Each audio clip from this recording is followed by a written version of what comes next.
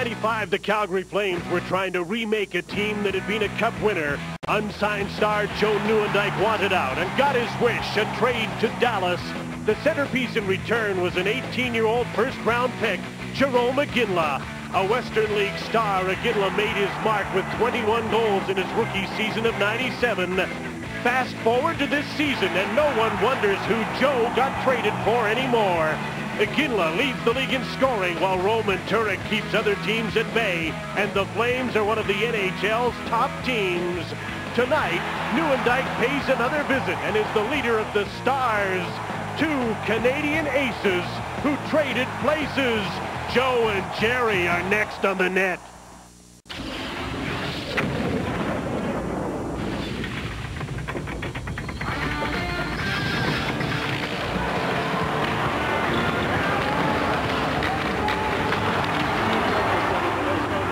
Labatt Blue, NHL Game Night on Rogers Sportsnet. Tonight we're live from Calgary, home of the Grey Cup champions of football. There's been a hockey champion in this city in the past, but not for a while. But now with the likes of the NHL's leading scorer and a great goaltender named Roman, there's reason for the fans to cheer for the Flames once more. From the Saddledome in Calgary, it's the Calgary Flames and the Dallas Stars. Hello again, everyone, and welcome to Labatt Blue Game Night. I'm Jim Hughson. Craig Simpson is on assignment. I haven't got a clue what that means, but that's what we say in this business when somebody's missing, and it's my pleasure to work tonight alongside John Garrett, who spends a lot of time watching these Calgary Flames. They surged to the top with a great story early in the season in the NHL, but are winless now in 5 games, and we're all wondering if they hit a speed bump or a brick wall, John. Well, I think it is a speed bump because they did play so well early. They only had 12 goals against in their first 9 games. The last 5, they've had 22 against. It's a fragile confidence team. They haven't had a whole lot of success as a group. And Roman Turek, who had back-to-back shutouts to start the season, he's allowed 13 goals his last 3 starts. So your confidence starts with your goaltender. Turek will be back, and the team will be back. And the team's back on home ice against the Dallas Stars, a team that Calgary beat 4-3 in overtime earlier, but they're playing a different team now. Dallas has made some changes. They're playing better. They look more like the Dallas Stars we thought would be a powerhouse in the West, don't they? Well, they really do, and especially with Pierre Turgeon back in the lineup. What other team in the NHL can have 4 centers? Mike Modano, Joe Nieuwendyk, Pierre Turgeon, and Kirk Muller. Look at those 4. No team can match them. And Turgeon, the last 12 games, now he's back. Nieuwendyk's carried this team, and some of the load now will go to Pierre Turgeon. Well, we think they've got enough ice time for those centers, but do they have enough wingers for them? We'll find out as we watch this game tonight. John's regular wingers are back in the studio, and he'll be joining them a little later. But they get the night a long distance away from him. Here's Darren Dreger to talk about that. All right, Jim, thanks very much. We'll also have a special guest joining us after 1 and after 2. Of course, that is the boss of Team Canada's Olympic team. That is Wayne Gretzky. Look forward to that. In studio, Nick Kypreos and Scott Morrison. And Nick, I believe the challenge goes to you first. How do you get through an entire evening on NHL Game Night without arguing with John? I don't know. I'm looking to Vinny, the camera guy, right now. He's my best bet. Now, you'll have a chance because John will join us after 1 and again after 2 from the Saddledome. Let's get the news out first. Colorado will take on the Vancouver Canucks tomorrow. That is a Sportsnet Pacific game. Scott, Rob Blake isn't on this trip as they make the tour west. Why not? Back-to-back games will be in Calgary on Saturday night. He's suffering from what is believed to be a groin injury. The Avalanche won't say 100% what it is, but he did get hurt in the 3rd period of Tuesday night's game against Florida. And because he has had a history of groin problems, missing 24 games a few seasons ago, they want to be very careful with this injury. Nick, quickly, Ivan Holinka has legal issues with the Penguins. Why? After going 0-4 and being fired, he's got a contract that runs to 2003. He's saying he hasn't seen a penny of the money that's owed to him, and he's hired 2 lawyers to look into it, and I certainly know how that feels. Scott Morrison owes me $20 because I made a putt this afternoon in the office. I haven't seen the money as well. 10 games around the league tonight. Montreal and Edmonton are part of the action, so we'll keep you posted and updated on those games. But it's Jarome Iginla and the Flames who earn our attention. Iginla is the talk of the league, and he has 37 points to prove it. Rogers Sportsnet West. Be there.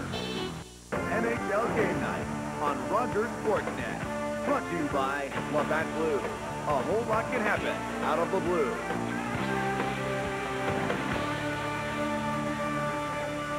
It's game night from the city of Calgary, where winter has arrived and there's enough ice to play the game inside or out. Fortunately, we'll be indoors to see the Calgary Flames and the Dallas Stars for their second meeting of the season.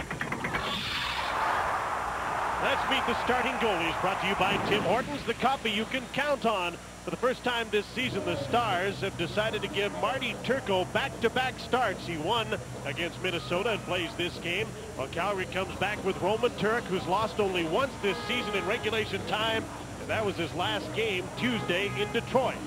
Blaine Angus and Dean Warren are the referees for the game tonight. Mark Perry and Mark Wheeler are the linesmen, and this National Hockey League game from Calgary is set to get underway. The home side, coached by Greg Gilbert, starts Rob Niedermeyer at center, with Captain Dave Lowry on the left wing and Chris Clark on the right side, and Ken Hitchcock is going to start the matching game right away as he makes a change as the puck is dropped and Mike Modano came off the ice for Pierre Turgeon. There's Darren Hatcher back in the lineup after sitting out with a hamstring injury. He's out with Richard Matvichuk, his usual partner. Yari Letman with Pierre Turgeon and Brendan Morrow. Turgeon instead of Modano at center. In for Dallas, streaking down the wing is Chris Clark, and Matvichuk made a nice play to get the puck away from him, or Clark might have been away to the net. The puck gets into the penalty bench, and so play is stopped early in the game. Greg Gilbert told us after the Detroit game he wished he had 4 days off so he could have skated the team. He was not impressed with the way they played in Detroit. A hard pass, but it had to be hard. Here's Langenbrunner through center on Tony Lidman. And he turns and rags the puck. Kills some time with this penalty to Verbeek. We're in the last minute of the first period with Dallas leading 2-0. And it's still just 2-0 because Roman Turek made some great saves in the last 5 minutes. Just 20 seconds to go in the power play. Lidman. Pass is too hot to handle for Jerome McGinley. Modano streaks back, and there's an icing call against the power play. Greg Gilbert talked about the little things that the team was doing in the first month of the season, first month and a half. Jerome McGinley doing lots of little things that lead the league in scoring, going to the net hard, being the typical power forward. Boy, oh boy, he's scored all sorts of different goals. Deking Felix Potvin, getting the bounce, and when you're going well, you get those bounces. But you make your own break. Breakaway, beautiful goal on Curtis Joseph, quick hands. And that's the combination of speed, size, and strength. One of the hardest shots in the league. He's mastered the synergy stick. He's been held scoreless in only 5 of their 24 games. And you know, he didn't have a great start. He only had 1 goal in the first half dozen games, but then he got on that wild streak that took him right to the top of the league. Penalty's over. Verbeek's back on. The puck's in front of the net and bouncing, and Mike Modano goes to it. And a pile-up in the corner draws a crowd. Well, there's Petrovicki hitting Mike Modano. Petrovicki has to get involved, and he did by hitting Modano. And that whistle was caused by a high stick. No penalty being called. First the big hit by Gauthier, now some needling and prodding by Petrovicki, and maybe Calgary can get some life here and carry it into the second period. Get emotionally involved, and they weren't mentally and emotionally involved early in this game. Darian Hatcher comes across, good hit on Mark Savard.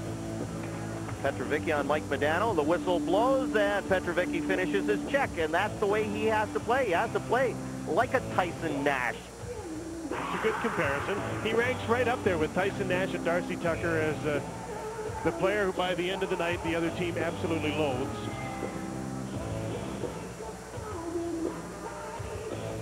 Darian Hatcher back in the lineup with his partner Matvichuk. Draws one by Conroy. Kravchuk. And then Niedermeyer, his centering pass is picked off and cleared by Benoit Brunet, and that'll do it for the first period. So the Stars continue to be hot. Calgary is still not. Dallas on the road with a 2-0 lead after a period. The shots in the first period were 9-6 in favor of the Dallas Stars. Roman Turek heads to the dressing room along with Darian Hatcher to regroup with the Stars leading 2-0. Wayne Gretzky along to talk Olympics in our first intermission with Scott Morrison. Dallas leads 2-0 on NHL Game Night.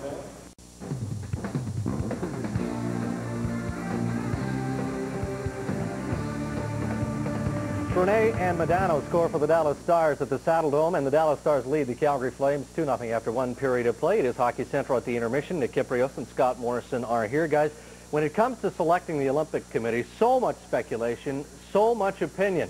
Well, in an effort to clear the air, Scott Morrison spent some time with the boss, Wayne Gretzky, and as you're about to see, their conversation, of course, begins in Greece. An interesting week, to say the least, with respect to the Canadian Olympic team. Let's start with Patrick Roy. How did your conversation go with him? What did he tell you, and did you try to talk him out of his decision? Well, I knew why Patrick was calling me. Quite frankly, I wrestled with the thought or the idea of what exactly I should say when Patrick called me. And then I made a decision that I wasn't going to try to talk him into it. I felt that if that was his decision, that I respected his decision. And I didn't feel there was any sense of trying to beg Patrick to play on this team. It was a very pleasant conversation. It was very cordial. He really believed and felt that he wanted to have time off, that he wanted to rest, that his priority at this time was that he wanted to be healthy and rested for the Colorado Avalanche to make another run at the Stanley Cup. And I respected his decision. I'm not saying I agreed with it, but I respected the fact that he called me. He stood up for what he believed in.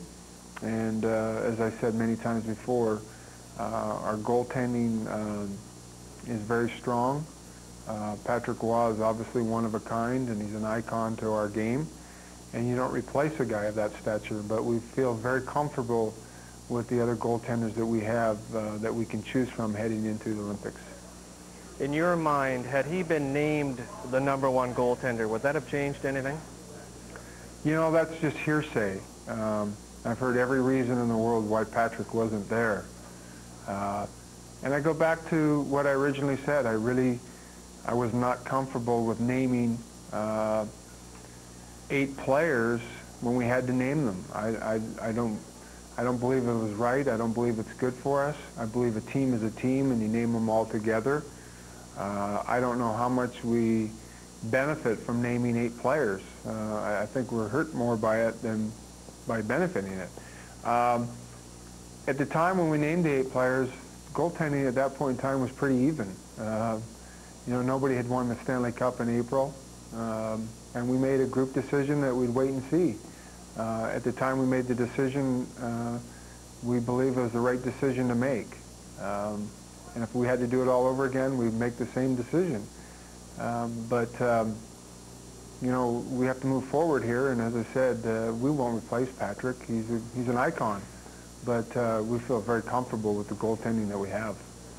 One of the goaltenders who was invited to the camp in Calgary, Martin Brodeur, his name has been in the news this week. Reports out in New York suggesting that he won't be considered for the starting job with the Olympic team.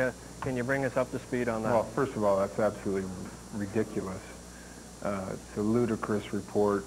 There was no substance behind it, no validation behind it. I mean, it's just the craziest thing I've ever heard or read. We immediately contacted Martin. He's a guy who's won 2 Stanley Cups, lost in a Game 7 last year in the Stanley Cup Finals. He's one of the nicest people you're ever going to meet in professional sports. Just a real quality person. And I happen to be good friends with Martin. I got to know him very well from '98. I got to be friends with him living in New York with him and his family. And I felt really bad for him that somebody would say something so unfounded. Hey, let's be honest. We know that Martin and Ed Belfour and Curtis Josephs are 3 guys that are playing as well as anyone in the world at this point in time. And those 3 guys are strong candidates. And for somebody to say Martin is not one of the group is absolutely just not right. Have you changed your philosophy at all in terms of the #3 position, whether or not it should be a younger goalie looking ahead or perhaps sticking with a more experienced guy? There might be people that say, you know what, I don't want to be the 3rd goaltender. And I don't want to sit in the stands. I'd like to have those 10 days off. what we're hearing now, I'm reading and in talking to players, is players are saying, you know what, I want to be there. So we haven't come upon that yet where somebody said, I'm not going to be number 3. Obviously, Luongo is a young goaltender who has played really well this year. He played well in Germany in the World Championships. They broke his finger. And of course, my goaltender, Sean Burke, has been as solid, as good a goaltender as maybe anyone in hockey. So we know we have a pool of players to choose from, but we're going to take the best 3 goaltenders possible.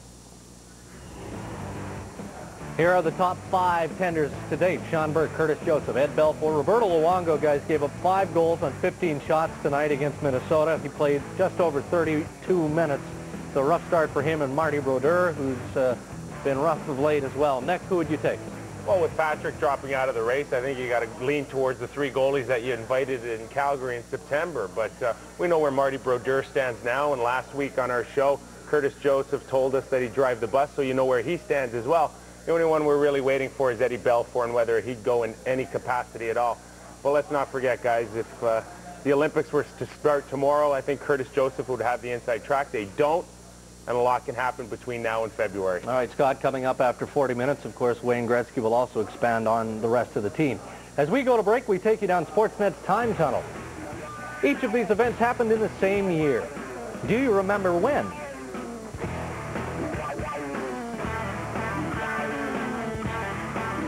In his first NHL season, Calgary's 31-year-old Sergei Makarov finishes with 24 goals and 86 points, en route to winning the Calder Trophy.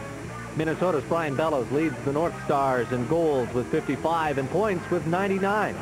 And Islanders forward Pat LaFontaine pots 54 goals and finishes with 105 points, leading the team in scoring for the 3rd straight year. What year was it? 1988, 1989, or 1990? The answer when we return. Brought to you by Hyundai. Driving is believing. So did you come up with a year? Sergei Makarov wins the Calder Trophy. After the season, the NHL ruled that no one starting the year 26 years of age or older would be eligible for the Calder Trophy. Brian Bellows leads the North Stars in goals and points, and Pat LaFontaine leads the Islanders in scoring for the 3rd straight year. It all happened 11 years ago, the year 1990. Stay tuned. Right after the game, Wayne Gretzky will join Darren Millard, Peter Labardius for Prime Time Sports Central. Jim Hughson sits down with Jerome McGinley and asks why does Jerome want nothing to do with Dominik Hasek? And strong words from Ty Domi for those who think there is an ice time controversy in Toronto. Don't miss it. That is following the Stars and the Flames tonight on Sports Central Prime Time. Benoit Brunet put the Stars on the board. Mike Modano gets his 9th. It's 2-0 after 20 minutes at the Saddledome in Calgary. Blue NHL game night. The Calgary Flames trailing 2-0 to the Dallas Stars. Let's have a look at our first period scoring summary brought to you by Moore's Clothing for Men. Well made, well priced, well dressed. Dallas outshot, outplayed, outscored Calgary in the first period with Brunet and Modano scoring. Roman Turek got better as the period went on, and I thought, John, had he not been as good as he was in the last 10 minutes of the first period, it might have got out of hand. It really would have. Mike Modano robbed twice in close. Pat Verbeek, it would have been at least 4, maybe 5-0.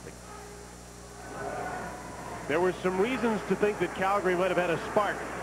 In the last 5 minutes, the last few shifts of the first period, a big hit by Denny Gauthier. Ronald Petrovicki stirred things up. Let's see if they've got some momentum. I'm sure they've talked about playing a better game during the first intermission.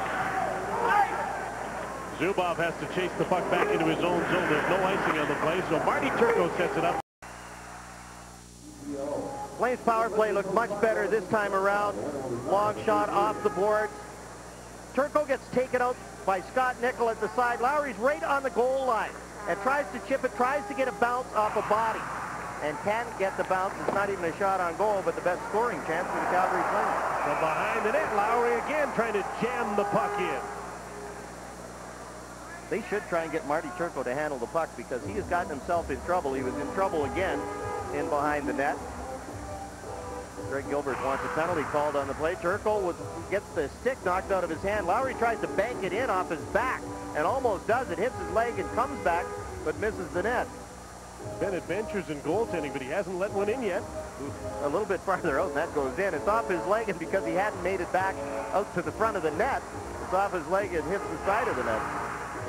Dave Lowry with a couple of chances late in the period, with a gaping net the first time. Down to 14 seconds to play in this second period. Off the draw, Derek Morris shoots. That deflected off Hatcher in front of the net. Regier with a shot that's blocked. And out comes Lettman with Brendan Morrow. They're 2-on-2. Coming up late is Hatcher on the play. Bonanno just stays back at center. Safety first at the end of the period. And the second period comes to an end the way the first one did, with Dallas leading 2-0. Coming up in our second intermission, more of Scott Morrison's conversation with Wayne Gretzky. Our panel will assemble as well. Game night intermission is up next with Dallas leading the hockey game 2-0 in Calgary. Sportsnet West, home of the Oilers. The Dallas Stars leading the Calgary Flames 2-0 after 2 periods of play at the Saddle Dome. The other Alberta team, the Edmonton Oilers, in action tonight as well. Working off that 2-0 win over the Mighty Ducks of Anaheim. They're in L.A. On the power play, you see here as well, Dominic Pittis takes the shot. Eric Brewer actually comes back to the point. He gets his third with a man advantage, beating Jamie Storr. And the Edmonton Oilers lead the Los Angeles Kings in the opening period. Very early on there, this just happened. 1-0 Edmonton over L.A. Montreal Canadiens and the New York Islanders at Nassau Coliseum. Second period, Tchaikovsky to Alexei Yashin. Wrist shot over Jose Theodore. 1-0 New York. Yashin's 15th. Third period, Sheldon Surrey's point shot somehow eludes Chris Osgood. His second of the year, ties it at 1. And that's how this one would finish. The Canadiens trail in the Northeast Division Ottawa by 3 points. The Toronto Maple Leafs also up there, along with the Boston Bruins, who had some fun. The final here, 1-1 at Nassau Coliseum. Carolina and the New York Rangers, second period, 2-0 New York. Lindros to Theo. Fleury's long shot beats Tom Barrasso, is 11, 3-0. Third period, 4-on-4. Look at the pass. Lindros to Mike York. Finds a hole in Barrasso. York's 11. They'd go on to win it 5-0 there. The fly line of Fleury, Lindros, and Mike York combining for 3 goals and 4 assists in this one. Boston and Philadelphia, mentioned them just minutes ago. Third period, 2-1 Boston. Primo to Mark Orecki. Roofs it on Byron Defoe to tie it at 2. Overtime. Rolston out front here to Joseph Stumple. His 4th of the season. Beats Roman Czechmanek. Boston wins it 3-2. The Bruins have won 6 of their last 8 games, and again sit tied, tops the Northeast with the Toronto Maple Leafs. Also tonight, St. Louis and Columbus. Pavel Demitra, big story for the Blues. He has scored 2. This one a final, 3-1 Blues finishing. Atlanta and the Tampa Bay Lightning. The Lightning big winners over the Thrashers, 5-2. Florida and the Minnesota Wild, not a very good night whatsoever for Roberto Luongo. He allowed 5 goals on 15 shots, then was replaced. Minnesota blanking the Florida Panthers 6-0. And also underway through 40 minutes in Phoenix, Wayne Gretzky's Coyotes lead the Nashville Predators 1-0 thanks to Sergei Berezin. Pittsburgh Penguins and the San Jose Sharks. Pittsburgh opening up a 4-game road trip. It is scoreless, 0-0 in the first. The Highlight Factory, brought to you by Delicio. It's not delivery, it's Delicio. That's the idea of an Olympic team goaltending controversy. In part 2 of his discussion with Scott Morrison, Wayne addresses the politics that go along with building Team Canada. I remember when we talked in Calgary at the orientation camp, we talked about being a little bit surprised about all the backlash about having that get-together back in the fall, and now all the controversy over the goaltending situation. Are you getting a little tired of the political side to this business? I don't understand it because I was a player, and it's the greatest game in the world. And, I mean, Glenn Sather had 14 exhibition games. I'd want to play all 14 games. As a matter of fact, I did. Playing hockey is what your life is, and I I guess both Kevin Lowe and myself, who come from the same school, so to speak, is, you know, what time is the practice and what time is the game, and I'll be there. And the fun you have is participating. I'm really, I guess I don't understand everything that goes on around it. I guess maybe I'm from the old school where you play and you love it, and I did love it.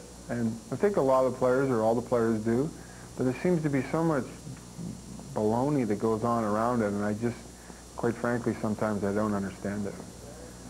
You have until December 22nd, as you mentioned, to make the final selections. Will you take right up until that day, or have you settled on a date yet as to when you'll make the announcement?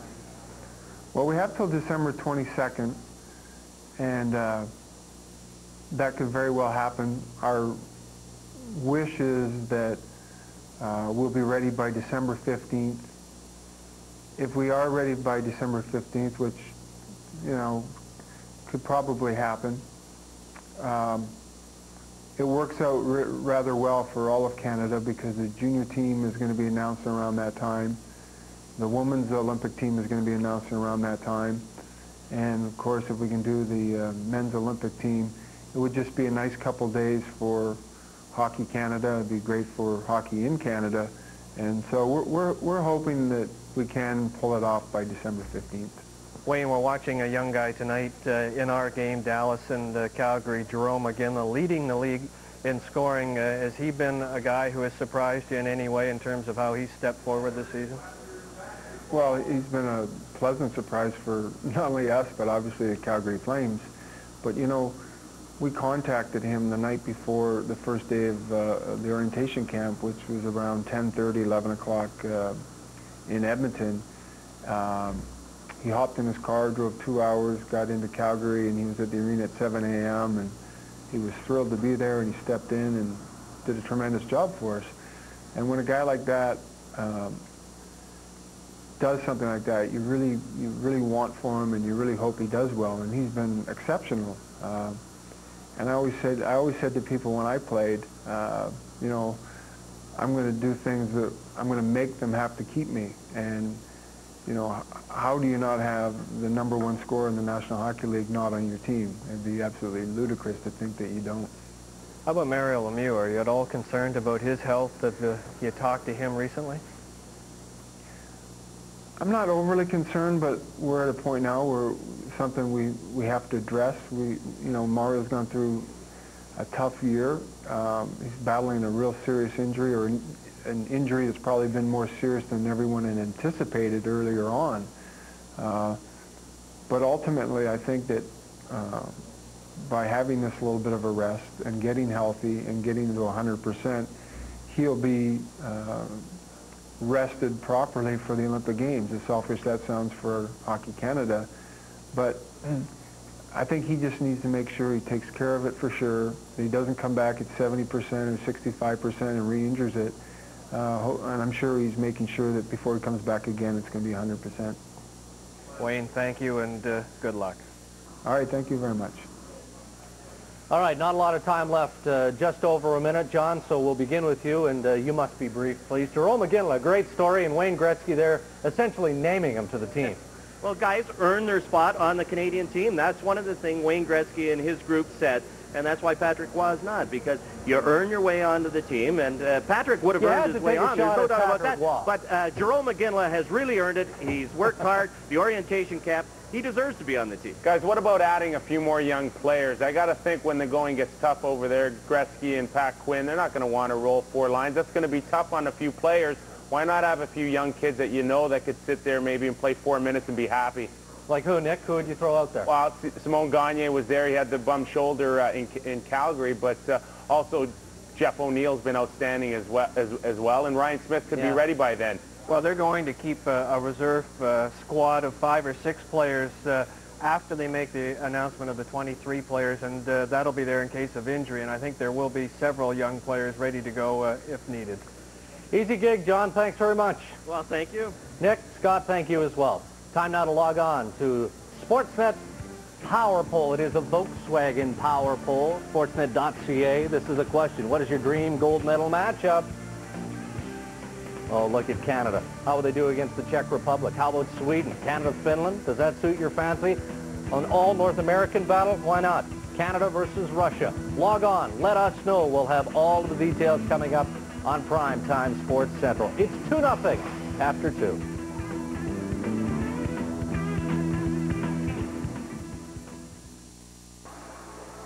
Dallas Stars are back and playing well and leading on game night 2-0 to the third period. Our second period scoring summary is brought to you by McDonald's. There's a little McDonald's in everyone.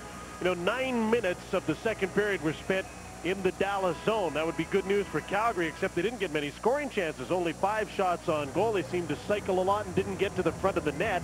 But at least they made some inroads in over the blue line. Still, I don't think they've had more than 3 or 4 chances to score in the entire game. Quality scoring chances, John. Dallas has really played a smart defensive game. Zone time, 3 minutes difference in that second period, and yet, as you said, only 5 shots. That triangle in front of Marty Turco not collapsing. Seconds to go, and Langenbrunner gets to center. 26-year-old Marty Turco gets his first back-to-back starts of the season. He beat Minnesota. He's beat Calgary. He's got his first shutout of the season coming up. And it'll be the 4th of his young National Hockey League career. Dreger, one last shot as if to give Turco the souvenir. And the Dallas Stars, in workmanlike fashion, have finished off the Calgary Flames, and the Flames slump, you want to call it that, is now stretched to 6 games since they last won. And a little pushing and shoving. Darren Hatcher involved again. Craig Berube up. Too little too late for the Calgary Flames. Some emotion at the end. Marty Turco, the big grin. And he was solid. Played very well. The Labatt Player of the Game is brought to you by Labatt Blue. A whole lot can happen out of the blue. Marty Turco made 19 saves, a very tidy shutout, the 4th of his career. There were some adventures around the net, like that flying leap to make a save. But for the most part, his teammates helped him make it an easy night, and he made some great saves along the way in getting the shutout against the Calgary Flames. 3-0 the final score. The Stars have defeated the Flames. For John Garrett, this is Jim Hughson. Thanks for tuning in to Game Night. Sports Central is next. Struggling right now, just couldn't get anything going from the outset. Well, you know what? The worst thing that happened to them was that they fell behind the Dallas Stars, and the Stars looked like they're playing Stars hockey of old. They certainly did tonight with the lead. They played an excellent game once they had it. And when there were some chances for the Calgary Flames, they turned things over to Marty Turco. Back-to-back starts for Marty to get his first shutout of the season. And now we get a chance to meet the Dallas Stars backup goalie. We don't often get a chance to do this, so we're glad to chat with Marty. How'd you feel about your game tonight? Well, I felt real good going into the game. It's always nice playing consecutive starts, something that hasn't happened around here for me too often. But going into the game, I had a lot of confidence and saw the puck real well. But we talked earlier, and behind the net, we need to clean up the puck playing a little bit. That's about all. Well, it must be tough, Marty. I know what it was like to be a backup goaltender, and the defense gets so used to the regular guy playing the puck, they know exactly what he's going to do, and you had a few adventures out handling the puck behind the net. And in the first period, you went over to the bench during one commercial and spent a long time talking to Darren Hatcher and to Richard Matvechuk just about what they wanted to do or what you wanted to do. Well, I think it's always tough when two guys get sent in and both defensemen they're not any options for me. So tonight, not having played in a while and really focusing on just stopping the puck. We'll take the 0. If I'm going to make any mistakes, it's better behind the net than in front of it. You were very good in front of the net. Yeah, I think that's the coaches like better too. That's right. Hey, Marty, this isn't new to you now. You've been a backup for a while, but you're always used to throughout your career playing. What sort of things have you done to make sure that you're a ready goaltender, even though it might be a while before you play? Well, first it's something I didn't want to get accustomed to, sitting on the bench and relishing the nice lifestyle of only putting pressure once in a while. But practice is real important for me. You see my game; it's pretty busy. I can't get by in practice just standing around, and I really need to work on the ice and off the ice. It's real important. But I think what anybody can learn from being not playing a lot or being in my position is to be ready every game, because you never know what can happen. I'm pretty fortunate to get 2 starts in a row tonight, but you never know what can happen. You always got to be prepared, and that's been my motto since I've been in Dallas. Well, you look at the backups who have gone through Dallas, Roman Turk, Manny Fernandez, and Marty. We wish you the same, because you get a good look from everybody out there, and I'm sure you'll be a #1 very shortly. Well, like I said, I've been preparing for it, so I'm ready to go out, and I appreciate talking to you guys. Marty, thanks for coming in. Marty Turco got the shutout tonight, a 3-0 win for the Dallas Stars, who really looked like the Dallas Stars tonight, didn't they, shutting down the Calgary Flames, with Turco getting the shutout. I still maintain the best job of backing up tonight with John. Playoff readiness.